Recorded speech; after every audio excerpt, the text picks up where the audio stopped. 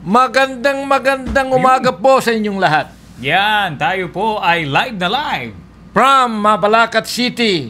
New Media, Pampanga. This is Mabalacat City, Kaluguran ka. Kumusta po kayo? At araw naman po ng Miyerkules at tayo po ay magbibigay na naman ng ulat sa bayan. August 13, 2025. Isang araw na lang, malalaman na natin, tuloy ba ang Hindi BS? ako naniniwala dyan. Ayaw talaga makumbinsi. Ang isa pong, saan man po kayo naroon, good morning po. Nandito na naman po kami, Monday, Wednesday. Yan. Nakikibalita, nakikihalo, nakikibahagi ng mga nangyayari dito sa ating syudad. Yan. At the same time po, kung may mga pabati po kayo, pa-shoutout, pwede naman padala sa amin. Kung may mga reklamo kayo, magreklamo kayo sa City Hall. Bago ko makalimutan, pwede ba akong bumati na?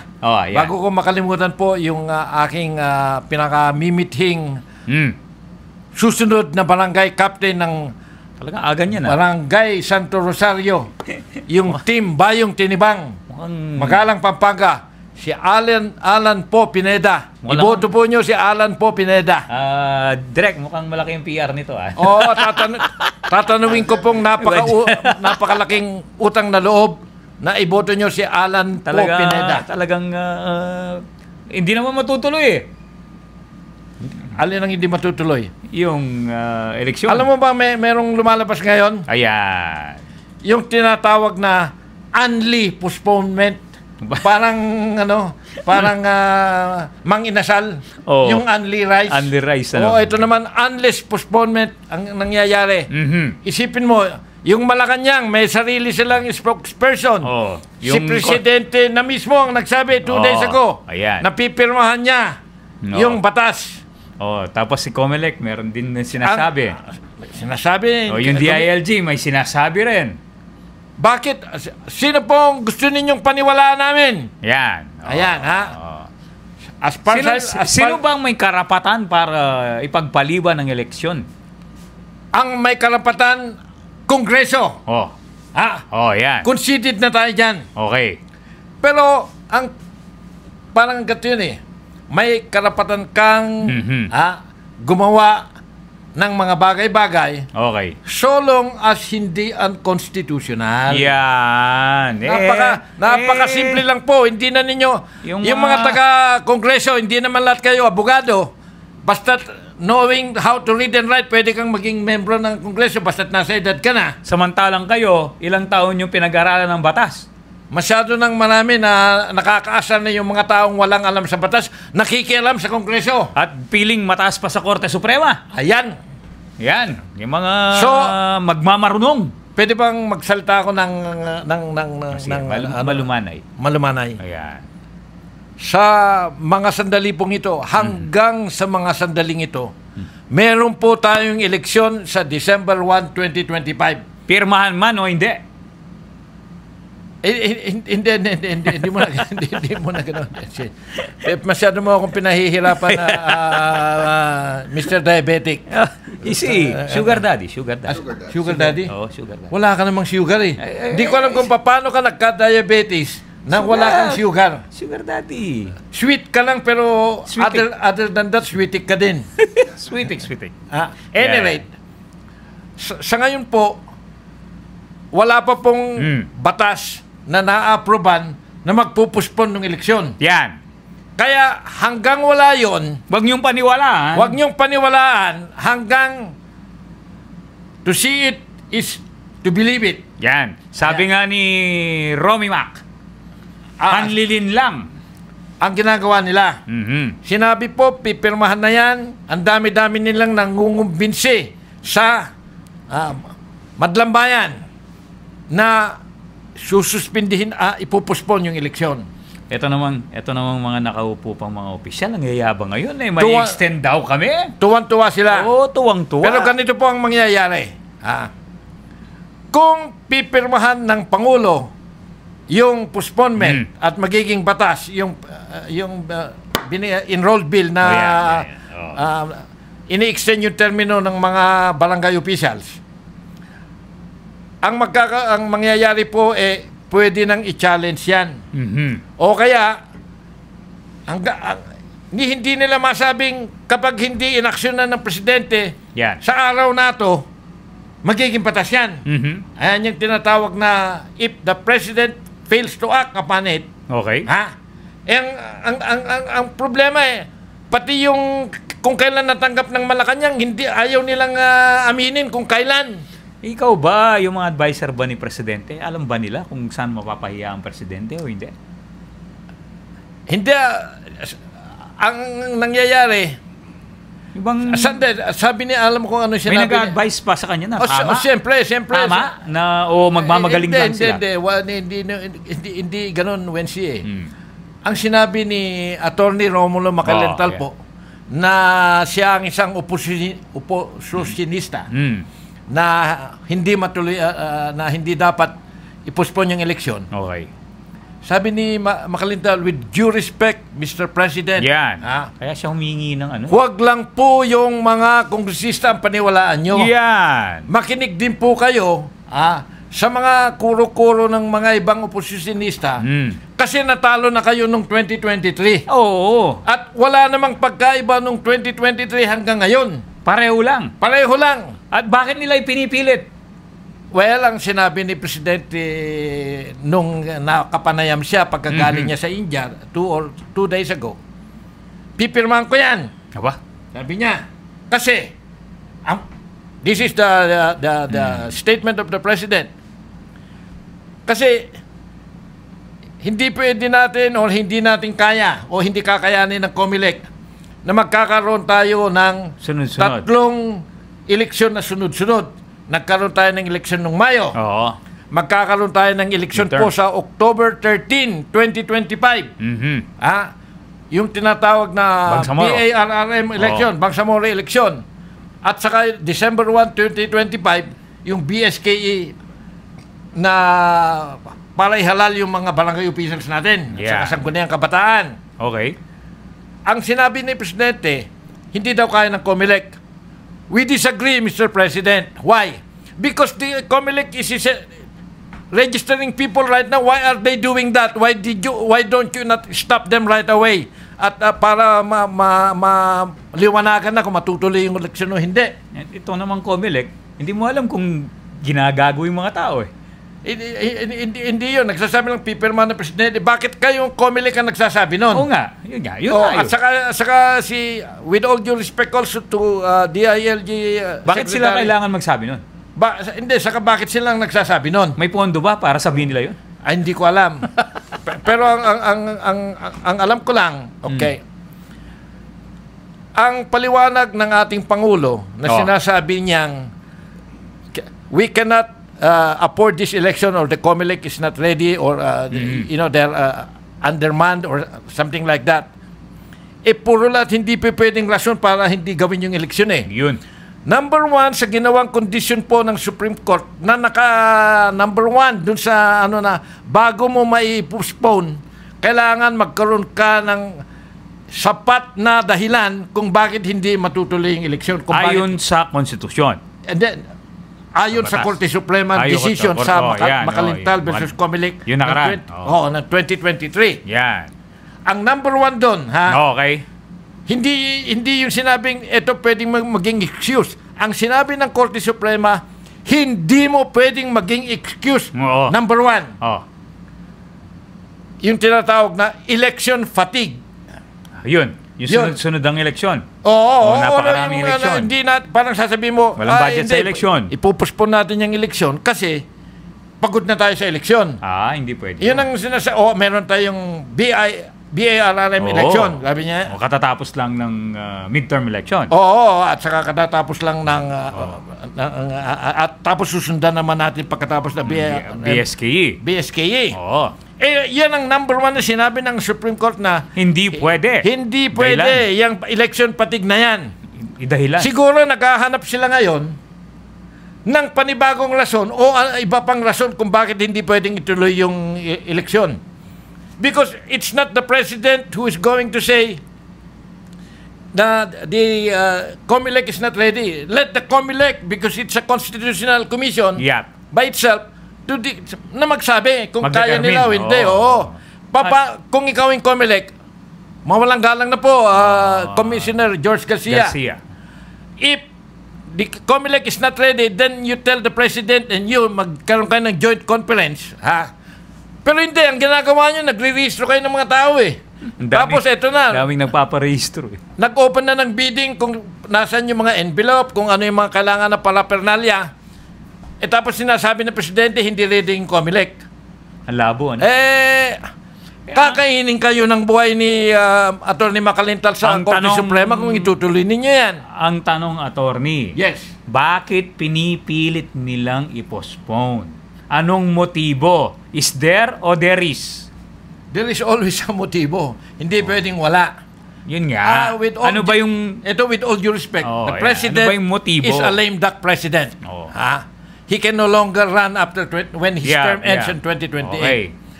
What is the compelling reason why the President is meddling in these little things right now? And ang dami-daming ibang problema yung Pilipinas. I am not criticizing you, sir. You know, you have knowledge of a lot of facts that I don't have. Pero, please be decisive, Mr. President, sabi nga ni Atty. Makalintal.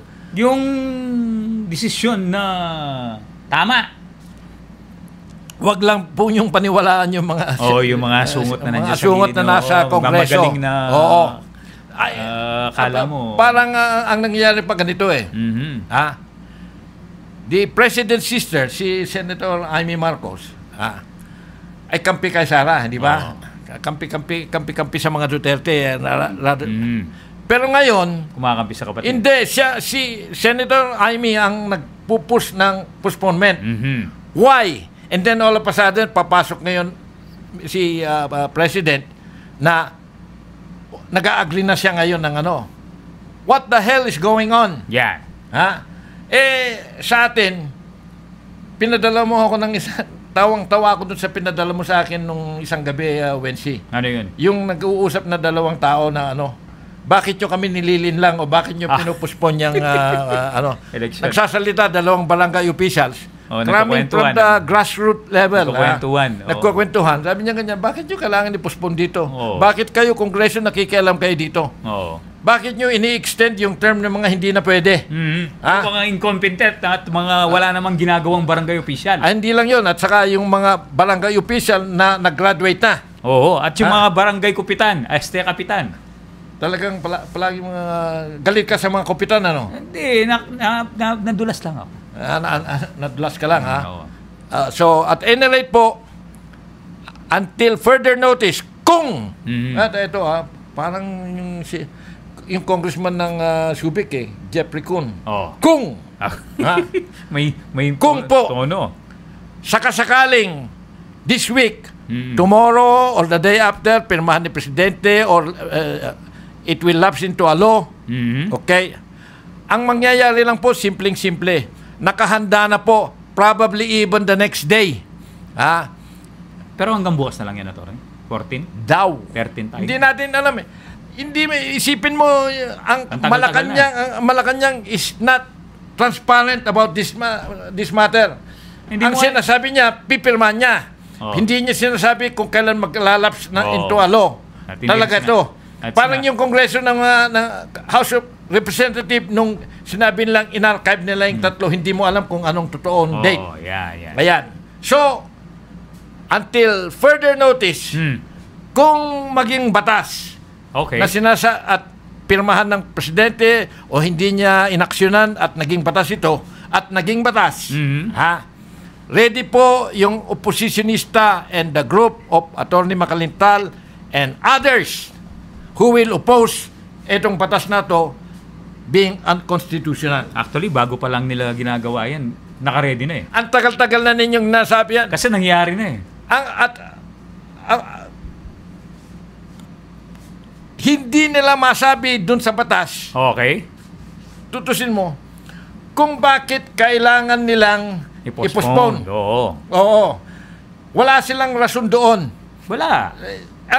Ang mangyari, tumatawa si na Atty. Makalintal dito kasi napaka-slam dunk ito para sa oppositionista. At saka at the same time, mapapahiya talaga si Pangulong BBM. Na naman. Oo, na naman. Pangalawang beses. Pangalawang beses na diba, to. sabi, hindi natuto. Andiyan pa Parang naman. Gary Valenciano ba yan?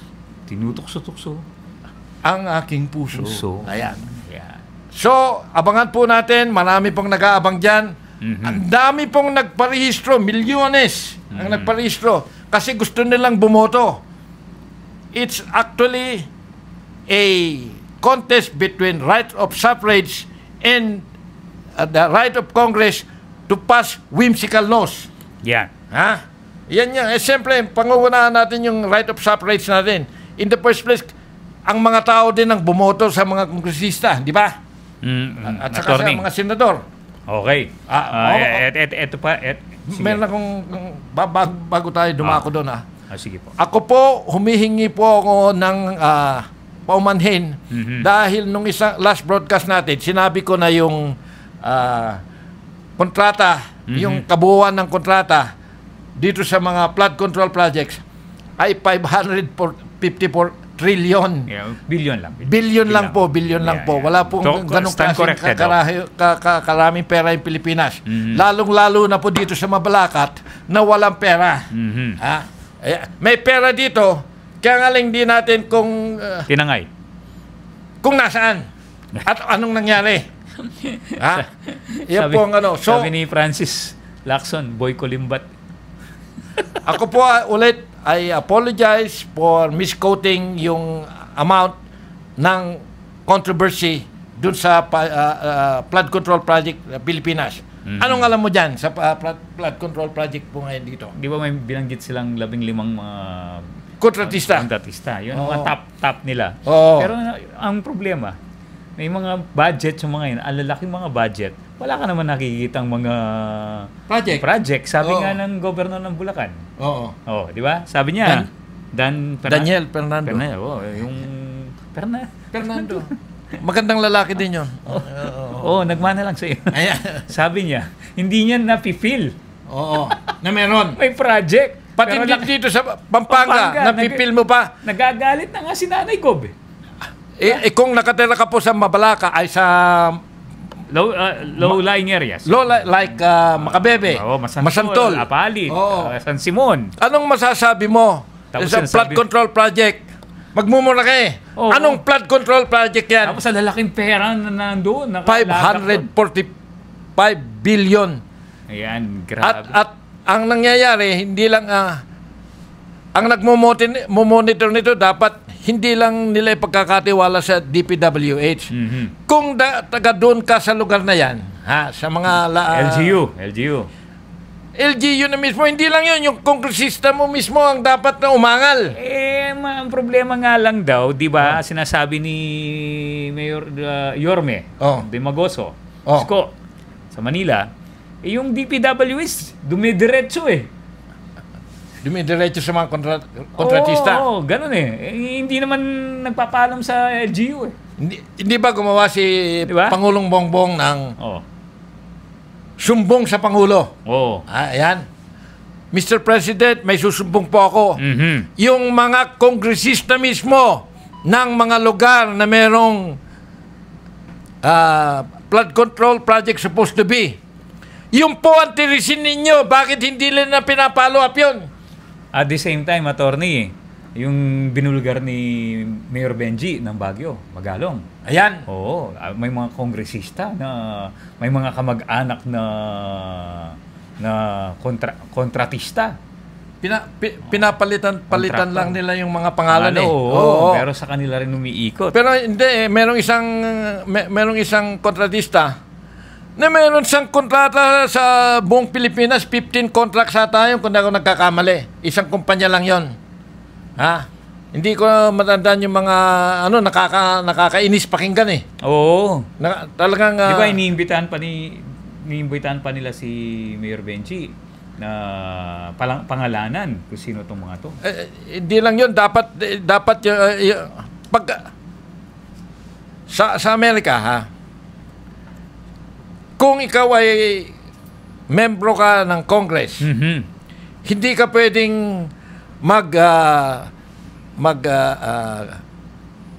conduct ng mga activity mo na stock trading. Yan. Ha? Yan.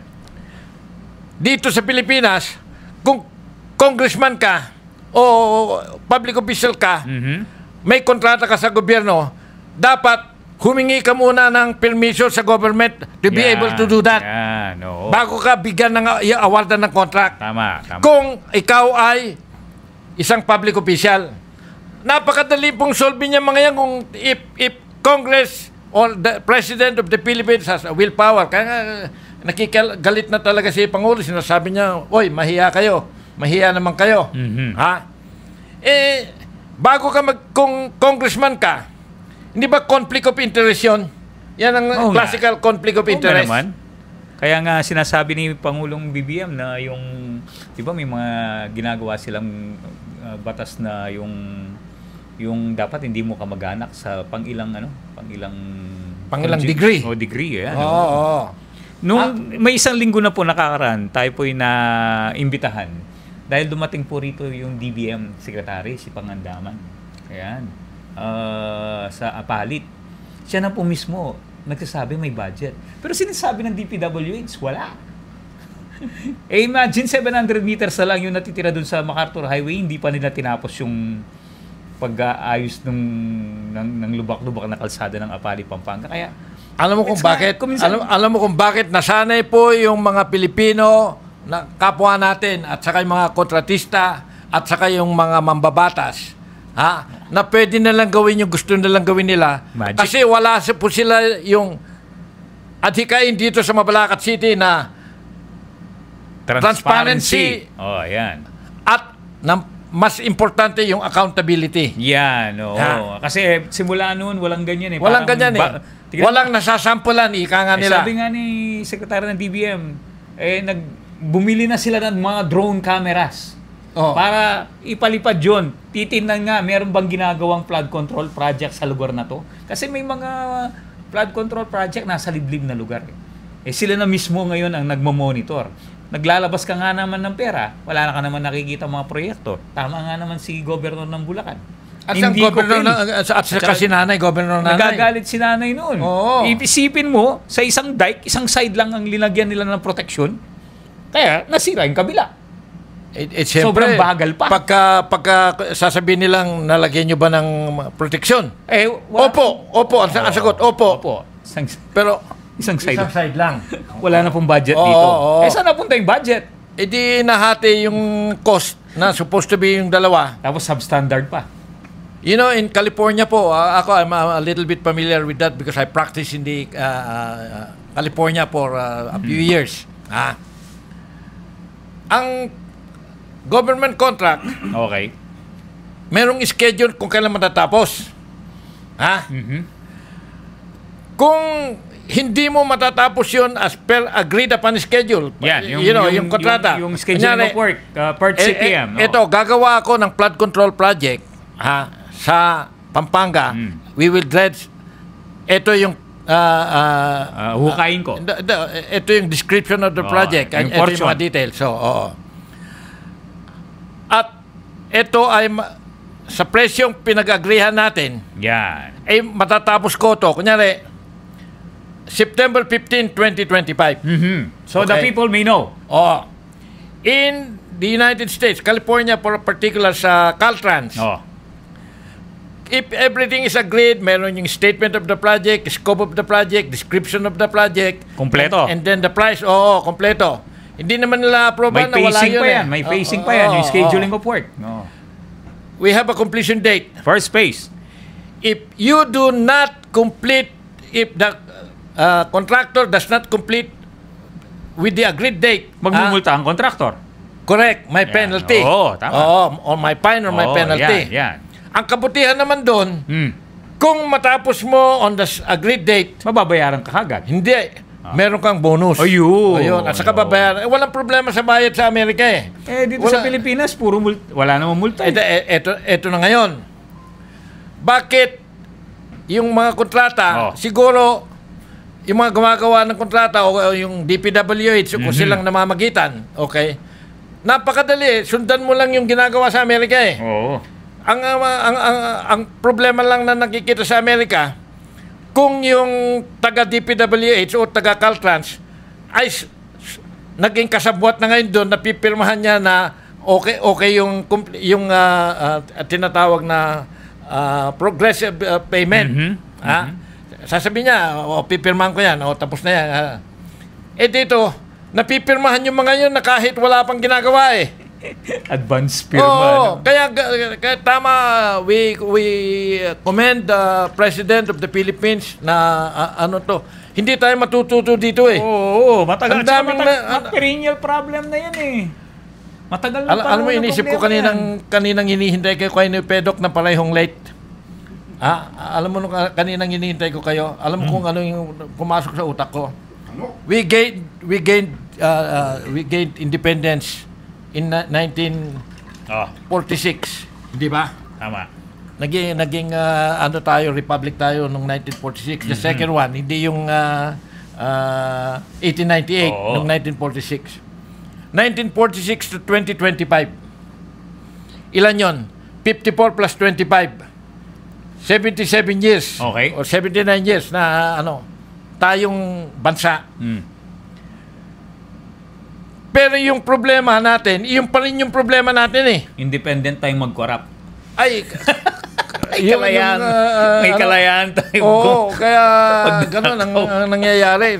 Tama yung, Mr. President, wag na po kayong maghintay ng sumbong. Patawag niyo yung kongresista doon, bakit hindi niya minomonitor yan? Trabaho ng congressman yan. Tapos, isisisi sa iba. Pero masakit dyan kung sila din ang kontratista. Wala silang sisisi. Paring Wensi. Yung kontrata natin dito, relax lang muna tayo dyan. Umpisa natin ng konti, tapos maningil tayo, bahala ka na dyan. Baka sumobra sa SOPs. Yung pang isang problema. Alam mo yan.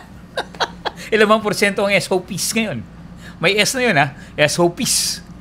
15 and above. Sus Mariosep.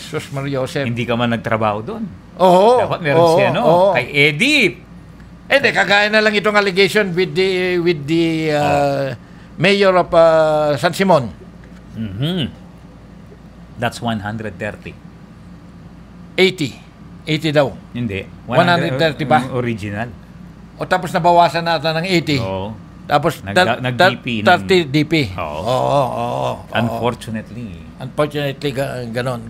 Ganon po yung hindi natin sinasabing totoo yun. Hindi natin sinasabing lahat sila. Ganon. These are allegations. Pero ganyan po karampa yung if you wanna get rich, be a politician. Ganon? Parang ganon. Kala ko religious leader. Alam mo nung just a little anecdote. Alam mo kung paano naging rampant yung una-una sa Amerika. Okay. Very simple explanation. Kung ang dapat turo, mag-aral ka, magtrabaho ka, you start a business, and then you make money. Yeah. Sabi nung tapos dumating nga yung drugs. Dumating yung drug problem. This is the time of President Reagan pa yung yung mga 80s. Just say no. Just say no. Ni Nancy Reagan yan. Reagan. Pero in-interview yung mga bata na nagdi-deal sa drugs. Big time. Sabi nung batang drugs there are only two ways that I can become rich right away. Yep. Be a politician or sell drugs. Sabi niya, or sell drugs. That way, you don't have to worry, you don't have to work. All you need to be is a politician, you become corrupt, you become rich. Pareho lang, Kagaya ni Nancy Pelosi na na inaakusahan ngayon na nagdi-deal siya sa insider trading kasi member siya ng Congress. Alam niya kung ano yung mga nangyayari. Ganun na nga. Which brings us to sasabing kailangan merong disclosure. Kung member ka ng Kongreso, at meron kang koneksyon sa contractor, dapat i-disclose mo yon. Attorney, nawala na yata yung sinusulong nilang batas na death penalty para sa mga corrupt officials. Di ba noon meron ganun? Hindi ba nga... sila yung gumagawa ng batas, paano nila susulungin? Sandali, ito medyo konektado na tayo dito ngayon. Sige. Magsisigway tayo sa ano, ha? Papunta na tayo doon. Sige. Di ba ngayon, merong SEC investigation ngayon kung tungkol sa valuation ng billiard companies, yung land nila. Ayan, napagdidiskatahan na yun. The year before, bilyones ang all of a sudden yung naging declare na value is trillion. Kaya ako nag-apologize ngayon doon kasi malaking bagay yung trillion at saka billion po. Tama. Dapat lang talaga isang trillion. Ang isang trillion ay 1,000 billion. Oo. Ang isang billion, 1,000 million. Yes. Ang daming digits, no? Ang daming digits yan, Yung flood control project po, 545 billion, hindi man isang trillion. Pag linista mo yun, lalagpas dito, ano? Yung digits. Yung zero. Aabot yung zero mo hanggang sa Mabalacat City Hall kasi zero ang pera sa Mabalacat City Hall. Yung sa atin, inaasam lang natin, ilang zero ba yun? Hindi pa dumarating. Kaya masesegue tayo doon, ha? Okay. Sa investigasyon na yan. Hindi pala tayo live, ano? No. Unfortunately, live. Mamaya ilalive na yan kasi may problema sa technical. May technical problems tayo. Pero ang tanong ko ganito. Yan. Sige. Pwede naman sila mag-react at babasahin natin sa susunod na podcast. Sa City of Mabalacat ngayon na walang pera, ano pong nangyayaring ginagawa ng city? Ang huling balita ko po, correct me if I'm wrong, ginagawa naman nila ng paraan. Yung tinatawag nilang emergency budget or emergency allocation.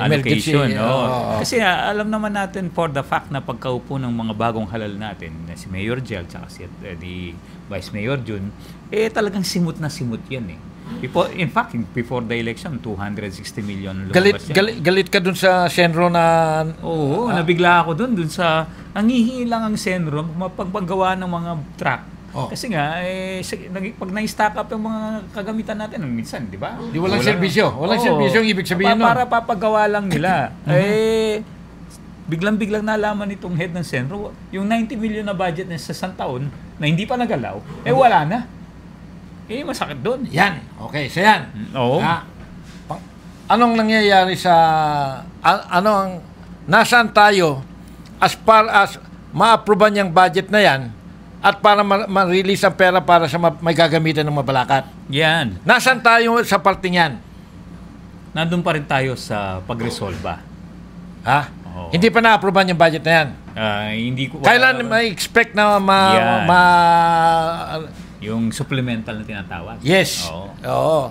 Kuminsan, mental na lang yata. Actually, para bang misnomer din yung supplemental dahil hindi naman silang gumawa ng budget na yan Actually, nung nakaraang pong taon, nung nakalipas na administrasyon dito sa Mabalacat, tayo po nabigyan ng pagkakataon na makapag-cover dun sa budget deliberation. Kayong dalawa? Kasama din si Lara ng iOrbit. Nakita po natin doon, may budget, 4.7 billion for the fiscal year 2025. Ang dami nilang binigyan ng budget doon. Ubus na ngayon. Ubus na. at kasi may mga ilang months pa po tayo, di ba? Saka walang petty cash. August, September, October, November, December. 5 buwan na lang. Magba-budget hearing na naman yan. Ubus na yung petty cash. Yan. Walang cash. Di ba walang cash? Kaya siyempre, marami rin po mga social pensions, yung mga burials. Hanggang ngayon, tinatanong kung pwede pa yung mga nung January. Yung guaranteed letter. Yung mga ganyan. Ang dami pong yung social pensions po ng mga senior citizen natin. Mga PWD, tsaka yung mga tulong po natin sa mga single parent. Although, meron silang nailalabas, pero yung mga dapat para sa kanila, nasimut na. Unang tanong. Sige po. Pwede bang malaman kung ano nang nangyayari dito sa Local Governance Transition Team report? Yan, oo. Ayan, Kasi may mga, minsan may mga binabalita sila from the Office of the DILG na meron nangyayaring ganun. Pero tinitingnan natin, ano yung resulta? Saka ano yung report? Pwede pa natin makuha yung report para maipalam naman natin sa taong bayan. Oo, yun ang yung pinaka-importante. Kami po, as a resident of Mabalacat, as a resident of Barangay Daon, nag-aalala ako. Oo naman. Kung walang pondo, ang ibig sabihin walang serbisyo And I commend, ako po I commend the mayor and the vice mayor. Yes, kami po, saludo po kami. Talaga po, saludo. Yung pong ginagawa nila lahat ng remedyo. At the same time, hindi sila tumigil na magtrabaho. At pinagigihan nila, despite the challenges na kinakaharap natin. Hindi po biro-biro yung ganyan. Pupunta ka sa giyera, may baril ka nga, wala ka namang bala. Di ba? Harap mo ganun sa kalaban. Sound effects. Ang substitute na lang ng bala. Okay. Pagmamahal. Ayun. Ayan, yun nga.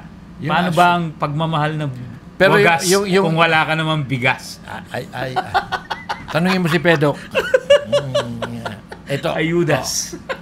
Ano na ang nangyayari sa yan. Yung mga tanong kaltas sweldo? Yan, yung mga binulgar natin dito. Sa mga seasonal farmer. Ano na pong nangyayari nasolusyonan po ba yun? Makukuha pa ba nila yung mga kinaltas sa kanila nung mga nakaraang administrasyon? Yung mga ganun, yung mga naibulgar. Ano na po nangyari dun sa mga pangit naman kung natatawa kasi ako kay Boy, tawag niya kay Soy Mabalacat ngayon, Boy Kulimbat. Sino? Si Francis Lacson. Kumusta ka, Boy Kulimbat? Ito ang shoutout din kay Kung Arlon Tanwat ko. Sabi niya, saka si Jonas. Yung kanyang anak na nakikinig. Si Jonas. At saka din si... Ito lang, si Arnold Tanwat ko lang, ang isang tagahanga natin. Na tatagal nga na. Pero kakandidato ako. Batiin mo yung si Amir tsaka si Lara. Amir, Wonder Twins. Lara and Mel. Tatlo pala. Yung Powerpuff Girls. Nang CIO. And Boss Red. Yan. Tsaka sina Jay. Mo yung kapon sa JD yan. Yung mga si Ma'am Farm ni Juan. Meron kasi sa Nepo Quad ngayon. Nag-coverage kayo? Pinamerienda na naman kayo sigurado ron. Sarap sa Angeles Pride. Kaya nga Sandali. Yung mga kaibigan nating mga Aita, binigyan ng pwesto ron. Saan? Parang stall. Libre yun, stall. Yung mga paninda nilang... Mga kapatid natin katutubo. Yung paninda nilang yung mga, di ba, nakukuha sa farm, sa nila. Sa bundok. Sa bundok, papaya, saging. Ang ganda. May dragon fruit pa ako nakita i-display nila ron. Pwede ka mamili. Santo? Sa may Nepo Quad mismo. Sa tabi ng viewpoint. Tabi ng viewpoint. Nepo mismo. Doon sa likod niya. Ito yung McDonald's. Dito lang. Yun nga, katabi nga kung saan nagpapapalit ng dolyar. Yan. Buti nang nakakasiguro. Ang daming namimili ngayon kasi nakakatulong ka na, mura pa. Di ba? Organic pa. Ang dami. Meron din silang tinitindang mga, yung mga dried, anong tawag doon? Yung danggit. Yan, mga ganoon. Hindi lang naman exclusive dun sa mga prutas. Yung mga prutas na makikita mo ron, ang gaganda ng, ng kulay nila. Parang hindi mo masabing na dumaan sa saka siyempre pagka gano'n na organic at saka galing sa bundok, parang yung parang yung tinatawag na mountain rice. Napakasarap ng lasa. Hindi, yung mababa ba yun sa sugar? Hindi. Ang gawin mo ngayon, huwag ka nang masyadong maging matamis. Pinaalis na yung rice. Rice? Yung coach ko yan, si no carbs, pare. No carbs. But the body contour does not show. Nangungomentaryo, direct. Let's change the topic. Anyway, balik tayo sa which I believe is the most important na part dito before gaano pa ba tayo katagal bago mag-extra? 5 minutes pa. Marami pa tayong ito. Ikaw ba sa palagay mo, attorney, sa tagal na natin nagpa-podcast, iba't ibang sari-sari mga problema, yung mga kaso nga tuloy-tuloy daw yan, sabi naman ni Vice Mayor. Which brings me to that kasi kung hindi daw nila itutuloy yan, magmumukhang politika lang ang kanilang ginawa, di ba? Namumulitika lang sila. Totoong nangyayari yan Ito ang tanong ko. Ayan. Sa dinami-dami ng mga aligasyon or yung mga na-discover nila, please do not forget about plunder. Yan. Ang plunder ang mabalakat po, it's high time or it's ripe to investigate whether there's enough ground to file plunder. Kasi ang plunder po, merong ipin yan 50 million lang yan, di ba? 50 million lang ang yung Centro lang, 90 million na yung... yung 260. Yung 260. Oh, yeah. Yung mga the year before that. Kung hindi na ma-explain. Years before that. 18, 19, 20, 21, 22, 23. Yun ang problema natin dun sa Pilipinas. Ano? Pag wala na yung nanungkulan, parang hindi na liable dun sa mga ginawa nila. Hindi pwede yan. Kailangan masampulan yan. Hindi pwede yan. Duterte, makapagalaro yun. Nung mga naging presidente sila, di ba? Minsan may mga nakulong. Si Erap, si GMA, dun, mga issue. Pero parang madaling, anong tawag doon? Maliit lang, yung magkitid lang o short memory lang ang Pilipino. Di ba? Talagang, hindi. Actually, hindi short memory ang Pilipino Walang memorya. Amnesia. Amnesia. The Philippine Amnesia Society. Ay bago. Ito, Philippine Amnesia Society. Parang ibig sabihin, kahit sino pwedeng gawin. Ito ang tanong. Meron po ba kayo dyan sa ating pamahalaang lungsod ang looking into plunder? Yan. Meron po ba? O meron po bang looking into plunder who are qualified to know what is plunder, what is not, at saka sa anong magiging rason dyan? Kung wala po tayo niyan, we may be missing on some of the most important things that this administration can do. We are encouraging them na look into plunder kasi hanggang hindi mo kinakasuhan yung tao na yan, tatawa-tawa yan. Oo. Kung don't let them get away with it.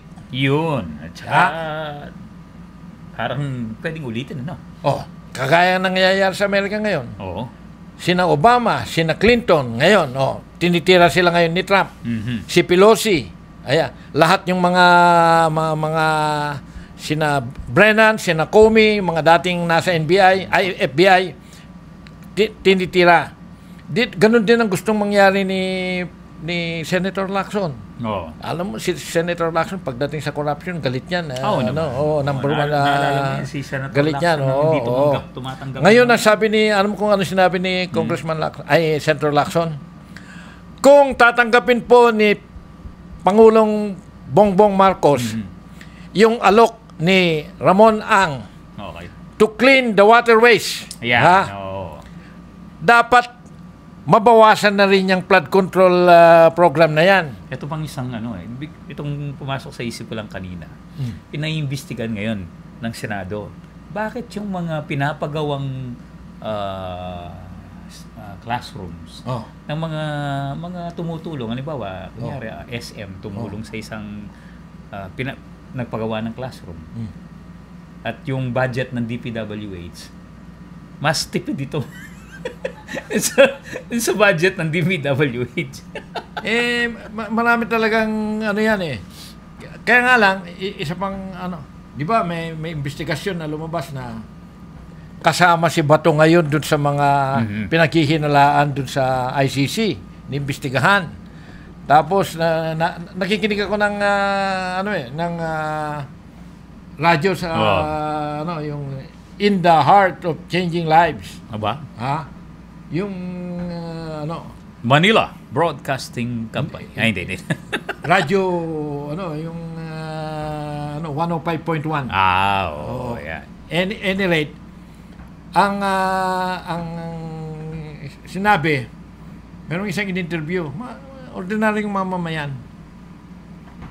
Sabi niya, bakit ka natatakot, Vice President Sara Duterte, kung wala kang ginawa? Ha? Dapat manindigan ka at patunayan mo na hindi ka puro dada ng dada, sabi niya. Intelligence Fund. Galit ka dyan Wens. Wala. Intelligence. There is no intelligence about it. Wala. Saka yung confidential fund. Isipin mo yung budget na yan, hindi mo maipaliwanag. Tapos matatapos yung termino, wala nang mangyayari. Ha? Kailan tayo magkakaroon ng ganito na tinatawag na recall? Boy kalimot kasi. Amnesia nga So, wala na yung boy kalikot. Boy kalimot na ngayon. ang dami pong kailangan mangyari. Pero yung attorney, we never learn. And hindi mo naman pwedeng sabihin, there's always a first time kasi wala pang nangyayari. Yun nga. Kasi karamihan sa atin ganun na nga lang ba? Hayaan mo na lang ba na tinangay niya ang kabaragbag? Ito nga, itong mismong Kongreso. May joke na kagabi. Ito babalik ako dun sa BSKA na naman natin. Itong mismong Kongreso tinotolerate na lang yung mga para hindi mapalitan. Hindi ba pagka na-postpone yung eleksyon at nag-extend yung termino nila ng tinolerate ninyo yung mga walang karapatang umupo na dyan. Yan, parang in-extend mo lang yung mga... I totally disagree with Senator Amy Marcos, whatever her reason is. Tinotolerate nyo lalo na yung mga hindi nagpa-perform na maayos. Ano man ang purpose niyo, Senado at Kongreso. Ini-extend nyo yung kakurakutan. Yung mga nangungurakot na yan, o kaya mga hindi na pwede. Yung wala namang ginagawa. At bakit? Ganun ba kayo kung bakit kaya ginagawa ninyo yan? Anong balik sa kanila yun? Siguro, kasi pagdating ng 2028, huwag nyo kalimutan yung ginawa namin nung 2025 na in-extend namin yung term ninyo, kaya tulungan nyo kami ngayon. Tapos binigyan ko pa kayo yan ang tinatawag na horse trading talaga. Binigyan ko pa kayo ng ayuda noon. Ayan. Yan ang ito yung nyo. Ako, naisip ko lang. Kung minsan, ito madalas ko naisip, diba, may nagsabi kasi sa akin kagabi, yung mga leader na yan, scrap lahat, palitan ng bago. yung kultura, yung mawala. Masyado naman atang radikal yun. Parang yung sinabi ni Voltaire at one time. For starters, sabi niya, Shakespeare, let's kill all the lawyers. Easy. So, ang Monday tayo ulit. Monday tayo ulit at by the time magkakaroon na tayo ng just follow New Media Pampanga. Just follow New Media Pampanga. Pag-i-click lang po yung follow dun sa New Media Pampanga. Follow sa New Media Pampanga. Kasi pag... mag-release si Direct kung meron tayong emergency na nangyari na sa BSKE. Yan. Siyempre. News, Sugrado. Yung pong mga balita, kahit wala kaming podcast, may mga lumalabas pong iba't ibang klase ng mga balita dyan sa New Media Pampanga. Ito po kahit na anong klase, walang pinipili, walang kinikilingan. Walang pinoprotektahan. Kung sinisipag yung nag-release new media natin, mas marami tayo kaysa sa Soy Mabalakat na At siyempre, sinisipag nitong kung hindi high sugar si Direk low carbs lang. Low carb. Low carb only. No sugar. May napakinggan pala ako kanina. Meron pa tayong konting oras. Okay. It's cheaper to travel to another destination in Asia than in the Philippines. Yes. Vietnam, Thailand, Hong Kong. Maybe ito, Kongreso, ang pakialaman nyo. Para yung mga 110, 15, 20 million Filipinos, patronize naman natin yung sarili nating bayan. Ito ang masakit dyan. Nung nalaman nila na, dahil nga, hindi ko alam yung reason, no? Kasi naging guest natin si RD no minsan na kumonti lang kasi yung mas marami ang mga nag-travel sa mga bansang yan kaysa sa atin lumitaw sa datos. Ngayon ang malupit diyan, dahil konti lang ang pumunta sa Pilipinas, binabawasan ngayon ang budget ng tourism. Ito ngayon ang isa. Baligtad Alam mo ba kung magkano ang direct papunta sa Batanes? Ay, hindi ka makakapunta sa Batanes kung wala kang minimum na 5,000, 5 to 10,000. Okay? Ang Taiwan, Vietnam, 2,000 lang. Kung makakita ka ng sale, mas mura pa. Yung seat sale. Hong Kong, 1,000 lang. Like Hong Kong Express from Clark. Mas madali. Kaysa sa pumunta ka ng Davao, Cebu, Bacolod, Iloilo. Dito sa Pilipinas, pag isla talaga mahal. Isla? Bakit? Ewan ko lang. Yung Siargao din, mataas din. Oo nga. Di ba? Siargao, saka yung Batanes. Hindi, yung isa pa, yung isa pang beach na Boracay. Mura lang sa Boracay. Yung isa pa na beach na very popular sa sa Palawan. El Nido. El Nido. Ang mahal din dyan. Ang mahal din dun.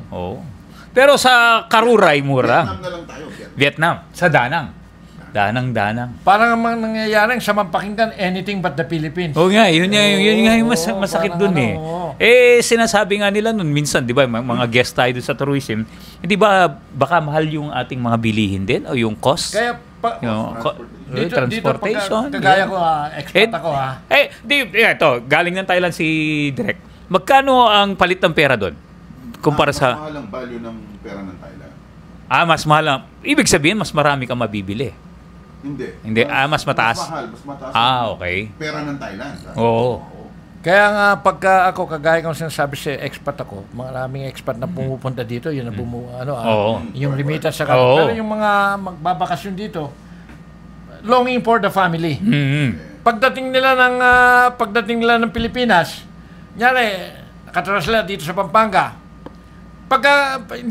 Ayaw na mo namang nakatira ka lang dito sa Pampanga. Oo naman. Ang pinaka-popular na destination para dito, para just to get out of town is probably Boracay. The easiest. But more of these expats na to, yung mga bisitang galing sa kabilang bansa, mag-o-off ng Hong Kong. Mas mura Oo nga. Di ba? Magdadalawang isip, Oo. Dito na lang ako. Kaya ikaw, dao ka na lang. Ikaw, pulong-bulo ka na lang. Ganyan. At least sa dao. At least sa dao, nakukolekta yung garbage o hindi? Hindi, walang session. So, hanggang sa susunod po, ayan medyo wala po kasi kaming internet ngayon, kaya delayed po yung internet at very weak. Kaya ni-record na lang po namin itong programa na ito. Pwede rin parang po kayo mag-comment, babasahan naman sa susunod. Hanggang sa today is Wednesday, August 13, 2025. Abangan nyo bukas, baka may 14, 15, 16, 17, 18 po, August 18. 10:30 po ng umaga. Kasi hindi po dumadating itong mga kapartners ko dito ng alas 10. Tapos, sa next month, Berna? Nandyan naman si Joe Marichan pasilip-silip na siya. Pasilip-silip na. Silip-silip, pa-measure-measure. My idea. Si Wensi po, sinabi ko po kanina, very pale ang niya, natakot, babalik sa doktor niya mamaya. Kaya pale, walang laman yung bulsa. Ay, marami pong salamat sa ngalan po ng aming direktor. Salamat po ulit sa inyong Johnny pakikinig. I hope you had a little fun with our show tonight. And we look forward to seeing you next Monday, August 18. Hanggang sa muli po mga kaibigan, dito lang po sa Mabalacat City, Caluguran, Daca. Keep safe. Sabi ko nga pagka bumabata ako ngayon, keep safe. Keep healthy. Yan. Number 1 yan. God bless. And make love more often. Yan. Let's make love, not war. Thank you very much Thank po. you. God Salamat bless. po. We'll see you.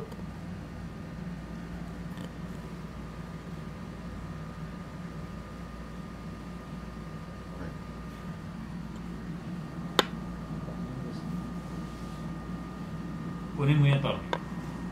Laban tayo. Nagyawanin Sa tayo. tingnan eh.